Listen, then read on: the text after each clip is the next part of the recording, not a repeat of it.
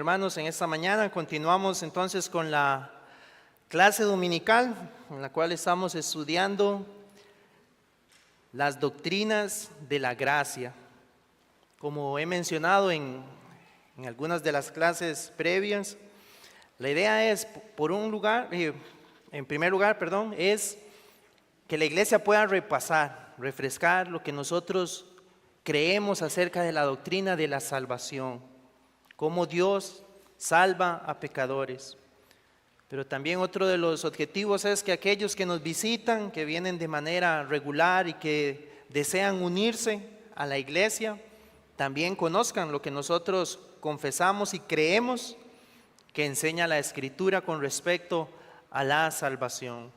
Entonces ese ha sido el objetivo primordial. Hoy vamos a estar estudiando la última de estas 5 doctrinas, que es la perseverancia de los santos, o también se conoce como la preservación de los santos. Entonces habíamos, nada más recapitulando, habíamos iniciado estudiando lo que es la incapacidad total, la elección incondicional, la redención particular, el llamamiento eficaz y en la que estaremos hoy meditando. Entonces recordemos, hermanos, la Escritura enseña, ningún ser humano busca a Dios. Por eso el Señor fue el que decidió elegir a un pueblo para mostrar su gracia. A otros los pasó por alto, los dejó en sus pecados, pero Él, de acuerdo a su soberanía, decidió elegir a un pueblo para salvación. Y a ese pueblo que Él eligió, envió a su Hijo para redimir a esos que Él había elegido. Y en el cumplimiento del tiempo, el Espíritu Santo vino y aplicó esa obra, esa redención del Hijo, en el corazón de aquellos que el Padre había elegido. Entonces ahora la pregunta que hacemos, y por eso también habíamos considerado que estas doctrinas están ligadas una a la otra. Ahora que el creyente, el pecador, ha sido transformado por la obra del Espíritu Santo, ha nacido de nuevo, tiene fe en Cristo, vive arrepintiéndose cada día, reconociendo que cada día transgredimos la ley del Señor. ¿Qué va a ocurrir con esta persona, con este que ha sido redimido? ¿Podrá estar así para siempre, con esa certeza de la salvación? ¿O podrá ser que se descuida y puede perder la salvación que Dios le había otorgado? Porque sabemos que mucho de lo que hoy se confiesa precisamente es esto, que el creyente, y estamos hablando de un creyente verdadero, algunos postulan que sí podría perder la salvación. Pero vamos a ver, como hemos hecho a través del estudio de esas doctrinas, ¿cuál es la enseñanza más precisa con la Escritura? Juan 3:36 nos dice, el que cree en el Hijo tiene vida eterna. Entonces ahí ya nosotros podríamos hacer la pregunta, ¿puede haber alguien que haya creído en el Hijo de Dios que tenga vida eterna, pero que luego pierda la vida eterna? Porque entonces la conclusión sería que no era tan eterna la vida que tenía, si la puede llegar a perder. Entonces vamos a considerar qué es lo que enseña la Escritura sobre esto. Pero de la misma manera, hermanos, recordemos, hay algunas de esas doctrinas que tal vez puede ser que cuando usted las escuchó por primera vez, libró una batalla por tratar de asimilar que esa es la verdad que enseña la Escritura. Para algunos pudo haber sido tal vez la doctrina de la elección, reconocer que Dios es soberano al momento de elegir. Tal vez para otro pudo haber sido entender que Dios, el Hijo, vino a morir específicamente por un pueblo, no por todos, sino por los que el Padre le dio. Pero cuando llegamos a la doctrina de la perseverancia de los santos, para muchos puede ser tal vez una doctrina, podríamos decir, más fácil de asimilar, creer que el creyente va a estar con la certeza o con la seguridad de su salvación hasta el final. Inclusive vamos a ver que los seguidores de Jacobo Arminio, los remonstrantes, fue una doctrina que al inicio no tenían tan clara ellos para negar si existía la seguridad o no de la salvación. Pero realmente el que nosotros podamos a través de la palabra ser convencidos de que el que realmente ha nacido de nuevo tiene esa certeza, esa promesa de que no se perderá, realmente trae, hermanos, un gozo y un descanso en la vida del creyente. Porque tal vez en algún momento, y eso lo hablo de manera personal, estaba la frustración de saber qué tan perfecto tenía que ser, qué tanto tenía que vivir bien para no llegar a perder un día esa salvación. Y al final eso tal vez podría, sin llegar a confesarlo, pero podría llegar a producir tener una salvación basada en mi desempeño, basada en lo que yo podía hacer y no descansando en la obra perfecta de Cristo. Entonces, ¿cómo no iba uno a frustrarse? Porque realmente, ¿quién de nosotros puede decir que ha vivido un solo día sin pecar delante de Dios? Cuando venía esa conciencia que nos mostraba el pecado que cometíamos, no había paz, no había gozo de saber, ¿estaré con Dios o no si hoy parto? Si fuera el día de la venida del Señor, ¿estaré con Él o no? Entonces no podía haber ese gozo en la vida cristiana. Pero al llegar a comprender estas verdades, hermanos, realmente nos hace a nosotros, al creyente, descansar en Cristo y tener esa paz y ese consuelo de saber, es en Cristo que mi salvación descansa. No es por mérito o por desempeño mío, sino es viendo a Jesucristo. Y ahí es donde entonces el creyente, y eso es lo que es una de las aplicaciones de esta doctrina, el creyente entonces puede ahora dedicarse al servicio al Señor, sabiendo no hay nada que por haber creído en Cristo, no hay nada que pueda frustrar esta salvación que el Señor nos ha entregado. Entonces, para iniciar, hermanos, con la definición de lo que es la doctrina, quiero leer lo que dice nuestra confesión, la confesión de fe bautista de 1689. En el capítulo 17 precisamente habla de eso, sobre la perseverancia de los santos. Y el primer capítulo dice así: aquellos a quienes Dios ha aceptado en el amado, en Jesucristo, y ha llamado eficazmente y santificado por su Espíritu, y a quienes ha dado la preciosa fe de sus escogidos, no pueden caer ni total ni definitivamente del estado de gracia, sino que ciertamente perseveraran en él hasta el fin y serán salvos por toda la eternidad, puesto que los dones y el llamamiento de Dios son irrevocables. Ahora, hay varios pasajes, hermanos, y vamos a leer bastante en esta mañana. Pero para iniciar quiero leer lo que dice en Judas, capítulo 1, versículo 1. Dice: Judas, siervo de Jesucristo y hermano de Jacobo, a los llamados, santificados en Dios Padre y guardados en Jesucristo. Nuevamente, hermanos, este versículo nos enseña varias de las doctrinas que hemos meditado, porque vea que el hermano acá se está refiriendo a los que han sido llamados, lo que habíamos considerado sobre el llamamiento eficaz, que un día vino el Espíritu Santo con poder y nos hizo acudir a Cristo. Esos son los que han sido llamados. Han sido separados, santificados en Dios Padre, donde podemos considerar esos que han sido elegidos por el Padre. Pero ahora la promesa es: y guardados en Jesucristo. El punto es, estar guardado en Jesucristo es, usted estará guardado un día, 2 días, 1 año, 2 años, o ¿cuánto tiempo estará guardado en Jesucristo? La esperanza es para siempre, guardados en Jesucristo por la eternidad. Y eso es lo que Judas le estaba diciendo a los hermanos cuando dirige su carta, y eso es lo que nosotros debemos considerar. Si he sido llamado por Dios y he sido elegido por Él, esas doctrinas van juntas. El que ha sido elegido estará con Cristo, será preservado para siempre. Estamos guardados en el Señor. El creyente, entonces, por un lado decimos que ha sido llamado del pecado a Cristo. Eso es lo primero que nosotros debemos considerar y lo que hemos meditado. Por eso entonces debemos evaluar nuestra vida en esta mañana y decir: ¿realmente he sido llamado fuera ahora del pecado? ¿Ya el pecado no gobierna mi vida? Porque como vamos a ver, una de las objeciones que se brinda a esta doctrina, o de los ataques, es que algunos dicen que como usted ahora dice que es salvo y que no se perderá, entonces puede vivir como usted quiere y que no importa lo que haga, siempre va a ser salvo. Lo que llaman salvo, siempre salvo. Pero realmente, como hemos considerado, es un mal entendimiento de la doctrina. Porque vean que nosotros hemos sido llamados y santificados. también. El que ha creído en Cristo vive una vida apartada del pecado y sigue creciendo, como vamos a ver, a la imagen de Cristo. Entonces, una de las marcas y una de las evidencias de nuestra elección y que el Señor nos sigue preservando es que seguimos nosotros creciendo espiritualmente a la imagen de Cristo.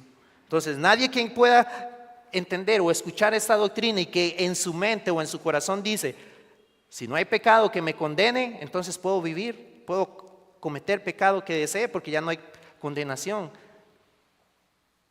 Lo que tendría que decirle es que debe tener cuidado si eso es lo que hay en su corazón, porque es no entender la doctrina y puede ser que no haya entonces experimentado la gracia del Señor, porque ahora más bien el Señor dice que en el nuevo pacto Él iba a hacer esto, colocar su temor en el corazón de su pueblo para que andemos en sus leyes. Ahora ya no es un temor a la condenación del pecado que me condenaba, sino ahora es un temor de pecar contra aquel que me salvó.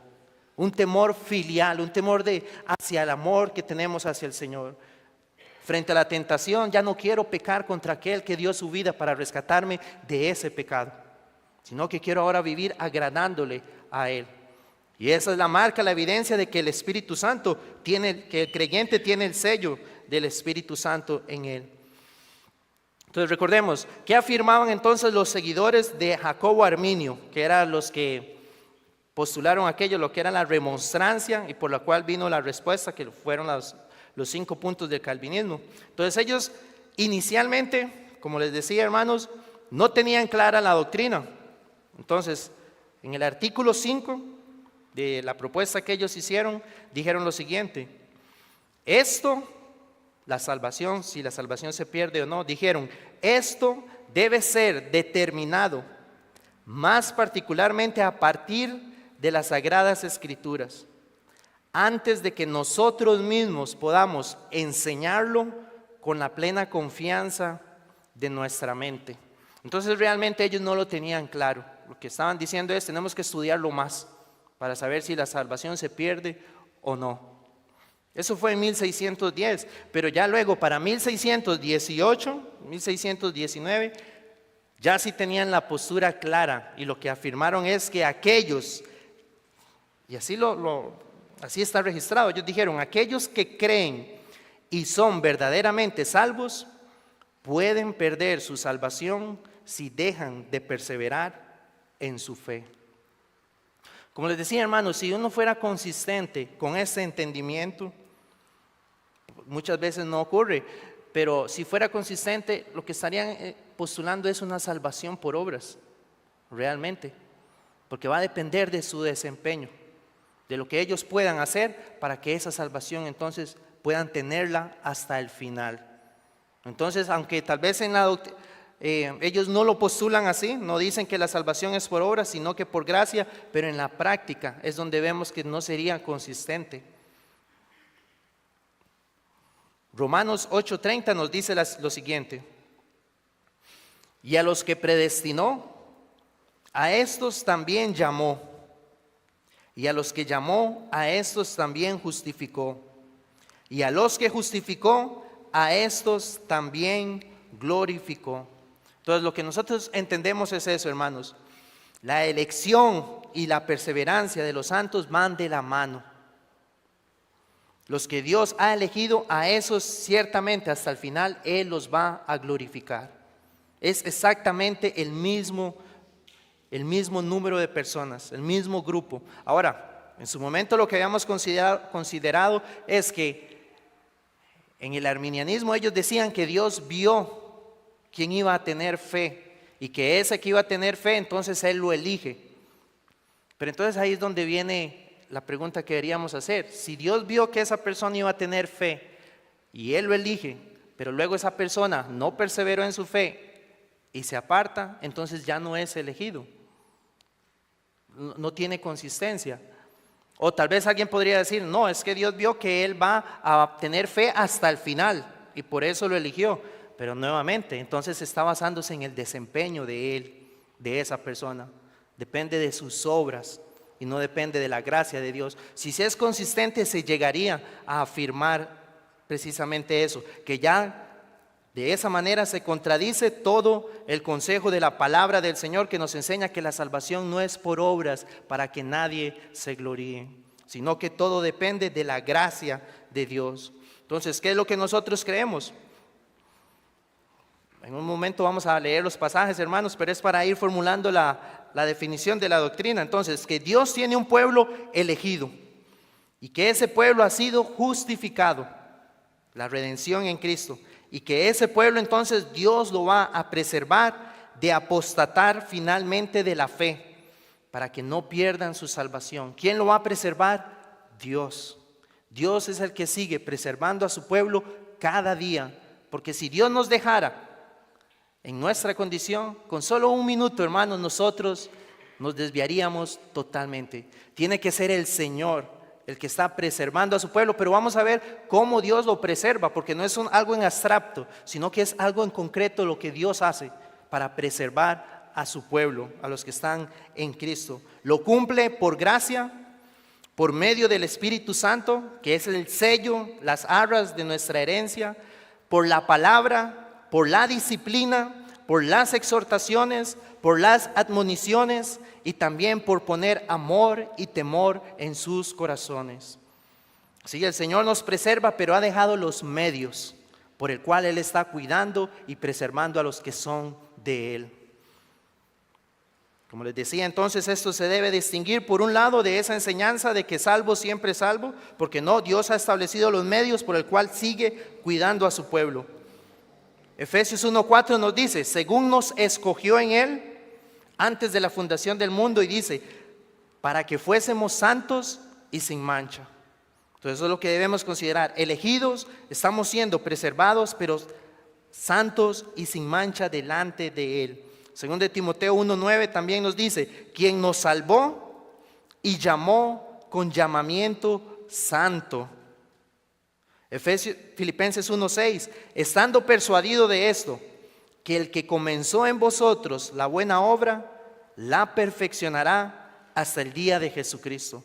Entonces, si el Señor me ha elegido, me ha llamado, lo que la Escritura dice es que el Señor está perfeccionando su obra en nosotros. Y eso es constante hasta el día de Jesucristo. Por eso alguien que diga que Dios lo ha salvado, pero que su vida no refleja un crecimiento, no refleja que realmente ha dejado el pecado, que ya su vida no está dominada por el pecado, es donde tiene que evaluarse, porque la Escritura claramente enseña, la elección va con la santificación, que es lo que es la evidencia de esa preservación de la vida del creyente. Y la meta es Jesucristo, hasta el día que estemos con Él en la gloria. El Señor nos va a glorificar y seremos semejantes a Él. Entonces sí, nosotros afirmamos, el que es verdaderamente creyente, que está en Cristo, será salvo para siempre. Nada lo separará del amor de Dios, ni lo quitará de las manos de Dios.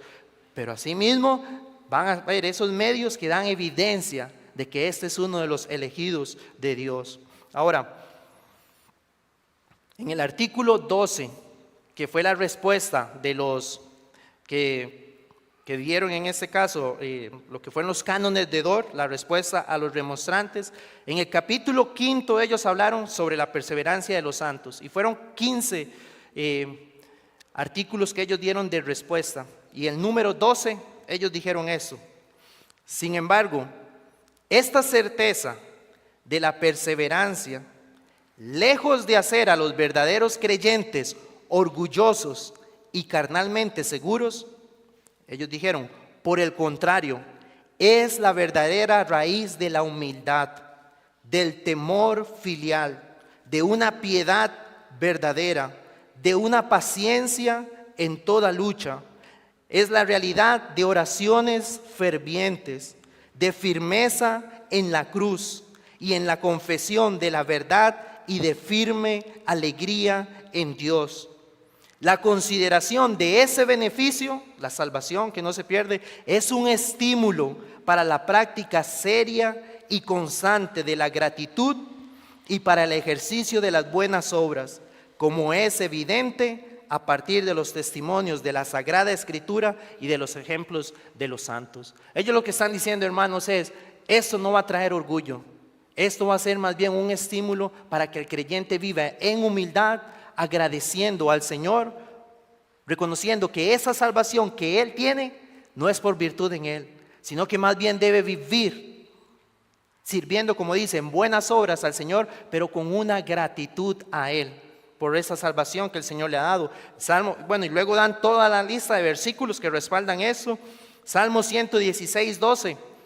¿Qué pagaré a Jehová por todos sus beneficios para conmigo?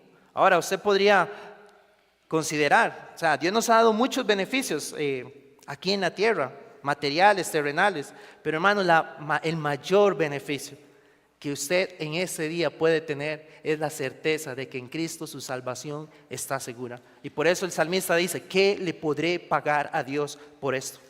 ¿Qué podríamos hacer nosotros por Él, hermanos?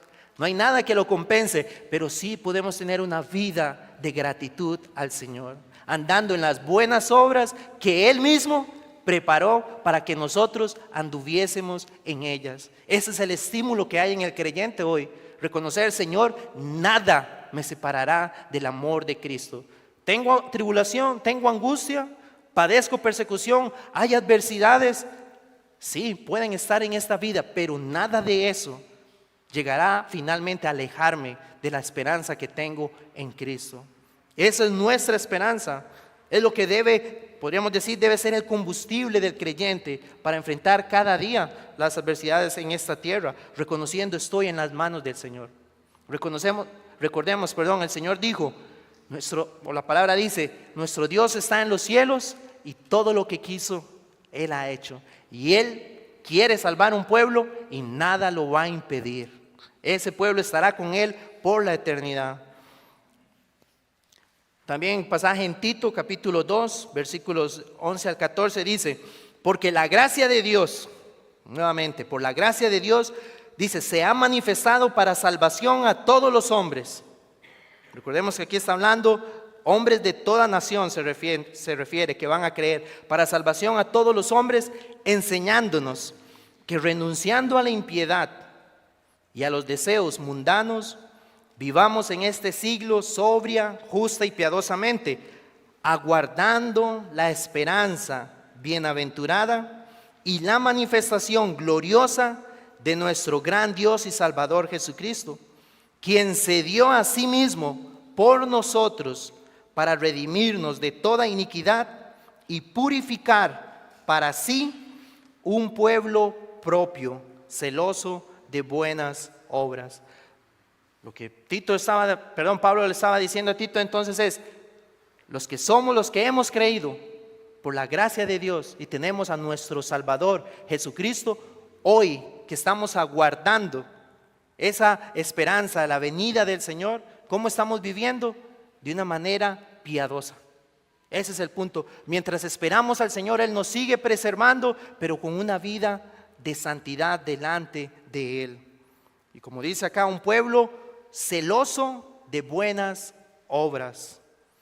Como les digo, hermanos, esas son las evidencias que estamos andando en las obras que el Señor preparó, sirviéndole con los dones que Él nos ha concedido. Entonces, podríamos decir, nuestra seguridad, debemos reconocer en primer lugar, se basa en el poder de Dios para impedir que perdamos nuestra salvación. Es el Señor que nos tiene en sus manos. Él no nos va a soltar. Se basa en el poder de Dios que hace lo que Él quiera. Y Él va a salvar un pueblo. Segundo, que Dios ha dejado entonces los medios para que nosotros tengamos la seguridad de nuestra salvación. Y afirmamos entonces que la perseverancia de los santos y el uso apropiado de los medios que nos ha dado son los que nos dan entonces esa certeza de nuestra salvación. Ahora, ¿cuáles son esos medios, hermanos, y el uso apropiado de esos medios? La predicación de la palabra de Dios, la oración y los sacramentos, que en las iglesias reformadas son dos los sacramentos: el bautismo y la cena del Señor. Son los medios que Dios ha dejado para preservar a su pueblo, dándonos gracia a través de ellos. Entonces, los hermanos afirmaron: creemos que cuando el creyente sincero recibe en fe la palabra de Dios, los sacramentos, la gracia de Jesucristo realmente bendice nuestra vida y su Espíritu aplica la obra de Cristo al cristiano. Por eso, hermanos, cuando nosotros nos reunimos en el día del Señor, el Señor nos está dando de estos medios la predicación de la palabra. En este día, hermanos, a diferencia de otro día en la semana, es cuando más nosotros tenemos el privilegio de exponernos a la predicación del Señor, a la predicación de la palabra del Señor. Y ese es un medio que el Señor está utilizando para crear en nuestra vida la imagen de Cristo. Por eso nosotros debemos recibirla con fe. Por eso oramos antes de la predicación, para que el Espíritu Santo aplique el consejo de la palabra a la vida de cada uno de nosotros. Y por la fe, hermanos, nuestro espíritu se fortalece. El hombre nuevo que Dios ha creado, el hombre interior, se fortalece por medio de la palabra del Señor, por medio de los sacramentos, cuando participamos de la mesa del Señor. Porque aquí estamos apuntando al Evangelio, recordando lo que Cristo hizo para redimirnos de nuestros pecados. Cuando somos testigos de los bautismos que se celebran en la iglesia, también estamos recordando, muertos al pecado, pero vivos en Cristo, andando en una novedad de vida. Y todo eso el Señor lo aplica a la vida de nosotros por la fe, cuando venimos de una manera sincera, para que nosotros entonces podamos seguir perseverando. Son los medios que Él nos ha concedido. En el artículo 14, ellos lo estipularon así: como agradó a Dios comenzar en nosotros esta obra suya de la gracia por medio de la predicación del Evangelio. El día que creímos fue por la predicación del Evangelio. Dice, así Él la guarda, esa obra de gracia, así Él la guarda, continúa y perfecciona por el oír, leer y meditar en Él.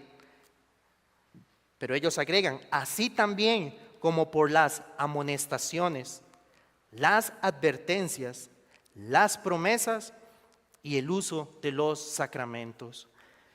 El creyente puede pecar, sí, puede caer en pecados graves, claro que sí, también puede ocurrir por causa del descuido, pero el que es de Cristo, ¿qué hace el Señor, hermanos? Él lo va a disciplinar, lo va a restaurar de ahí, pero va a venir disciplina por parte del Señor. Y la disciplina entendemos también que se da en el marco de la iglesia local. Por eso un creyente, el que ha recibido la gracia de Dios, está unido a una iglesia local, porque es parte de esos medios donde el Señor va a impartir, donde lo va a preservar para que Él siga perseverando. El creyente puede llegar a ese estado de descuidarse, pecar contra el Señor, pero vendrá la disciplina, vendrá la amonestación, vendrá la advertencia del Señor y será restaurado. Nosotros lo vemos en los ejemplos en la Escritura. Por ejemplo, el apóstol Pedro, cuando le decía al Señor, Señor, yo voy a seguirte fiel, yo no te voy a negar, jamás haría eso. Horas después, 3 veces lo estaba negando. Así puede ocurrir con el creyente. Podríamos hoy estar firmes, decir, yo voy a seguir hasta el final firme en el Señor. Pero puede ser, hermanos, que venga algún descuido y pequemos contra Él. Pero vean lo que el Señor le dijo a Pedro.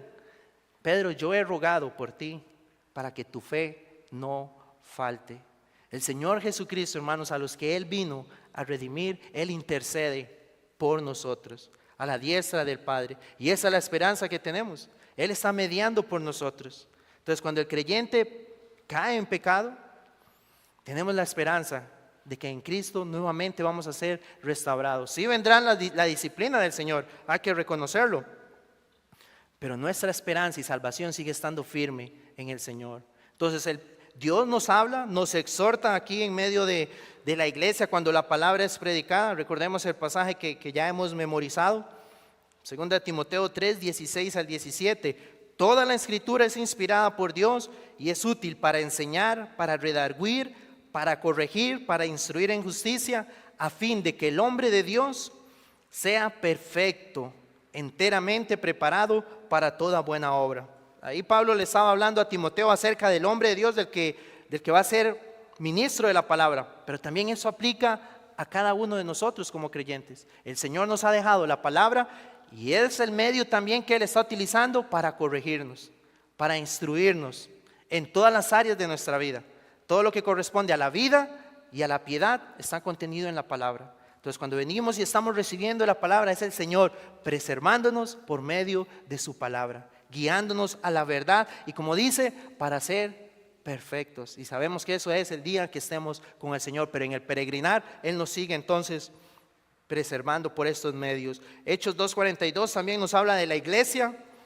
En sus inicios perseveraban en la doctrina de los apóstoles, en la comunión unos con otros y en el partimiento del pan y en las oraciones, que es lo que afirmamos como la cena del Señor, el partimiento del pan. Ahora vamos a ver unos versículos, hermanos, sobre la evidencia bíblica de esta doctrina. Entonces vamos a leer primero Romanos 8:33.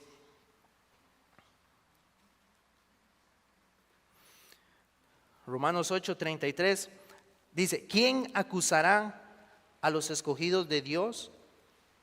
Y dice Pablo: Dios es el que justifica. Ahora, esto es importante, hermanos,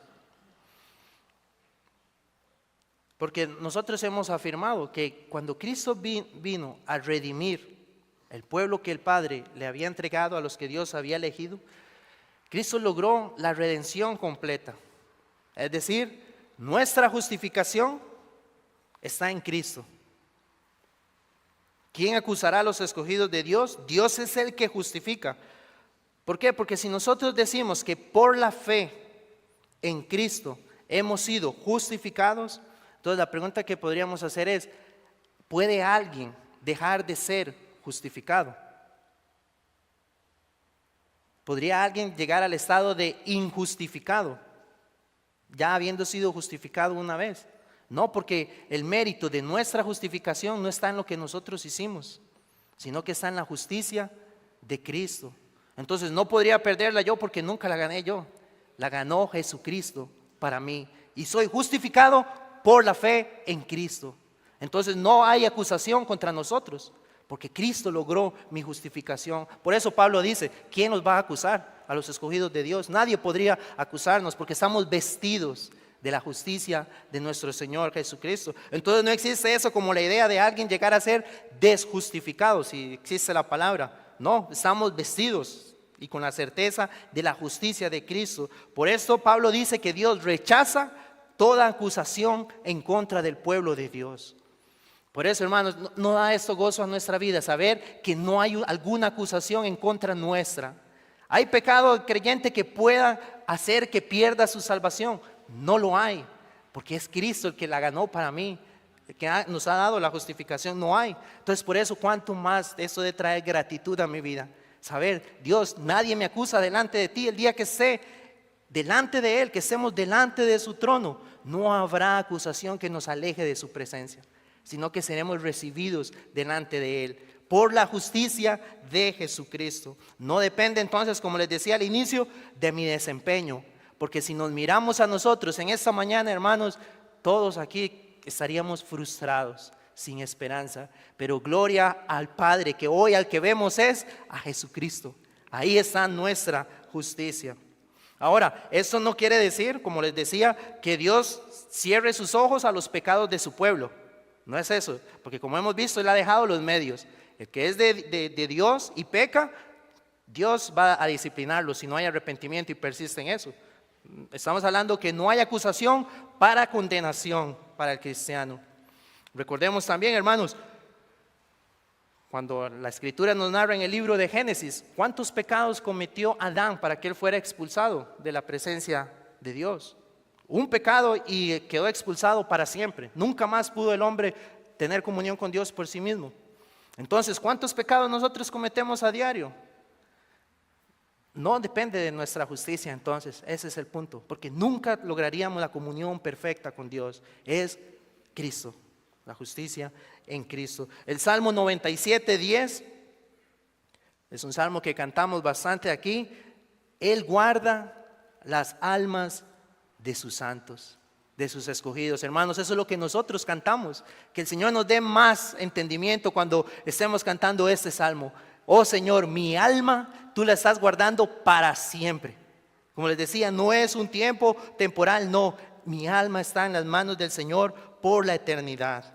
Segundo de Timoteo 4:18 Y el Señor me librará de toda obra mala. Y dice Pablo, y me preservará para su reino celestial. A Él sea la gloria por los siglos de los siglos. Amén. Esta es también, hermano, la promesa nuestra, estamos en Cristo. 1 Juan 5:18. Y sabemos que todo aquel que ha nacido de Dios no practica el pecado, pues aquel que fue engendrado por Dios le guarda, y el maligno no le toca.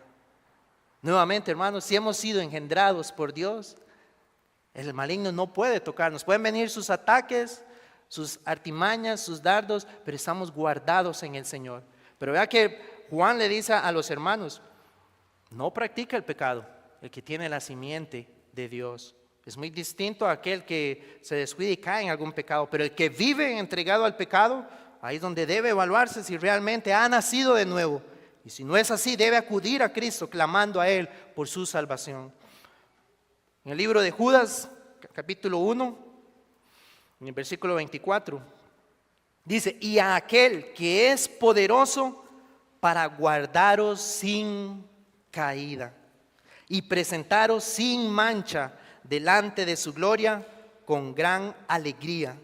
Al único y sabio Dios, nuestro Salvador, sea gloria y majestad, imperio y potencia ahora y por todos los siglos.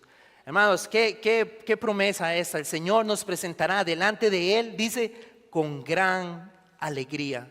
Verá el fruto de su aflicción, como dijo el profeta Isaías. El Señor se gozará el día en que verá a su pueblo, a cada uno de los que Él vino a redimir, a los que Él sigue guardando para el tiempo en que estemos con Él por la eternidad. Primera de Pedro 1:5, que sois guardados por el poder de Dios mediante la fe. ¿Para qué? Para alcanzar la salvación que está preparada para ser manifestada en el tiempo postrero. Somos guardados, como dice, por el poder de Dios. Hermanos, ¿habrá algo que sea más poderoso que Dios, que nos pueda arrebatar de las manos de Él? Por eso, hermanos, nuestra confianza debe estar cada vez más firme en las verdades que Él nos ha revelado en su palabra. Efesios 1:13 dice, en Él también vosotros, habiendo oído la palabra de verdad, el evangelio de vuestra salvación, y habiendo creído en Él, dice, fuisteis sellados con el Espíritu Santo de la promesa, que es las arras de nuestra herencia hasta la redención de la posesión adquirida para alabanza de su gloria. Hay un sello y hay una garantía, las arras del Espíritu que tiene el creyente. Y eso, hermanos, es suficiente para nosotros decir, Dios nos dará la herencia que Él nos tiene preparada, que está reservada, como leíamos, en los cielos para su pueblo. Lo que hoy entonces nosotros debemos considerar y evaluar es, ¿en mi vida está el sello del Espíritu Santo? ¿Tengo en mi vida las arras, la garantía del Espíritu? Si es así, gloria a Dios. Debemos alabarle a Él por esto. Pero nuevamente, hermanos, el Evangelio, si usted hoy en esta mañana no tiene la certeza, si usted no vive una vida cristiana en la cual usted depende solo de Cristo, sino que usted está esforzándose por tratar de cumplir lo que Dios demanda. El Señor le dijo a los discípulos, si no tienen la justicia de los fariseos, ¿verdad?, no podrán ver el reino de Dios. Ellos decían que eran irreprensibles. Pero ¿quién de nosotros puede decir, soy perfecto y tengo la justicia que se demanda? Usted no la tiene y nunca podrá cumplirlo. Lo que hoy debe hacer es ir a Cristo en arrepentimiento, crea en el Hijo de Dios y la promesa es que tendrá vida eterna. Vamos a concluir acá, hermanos y amigos.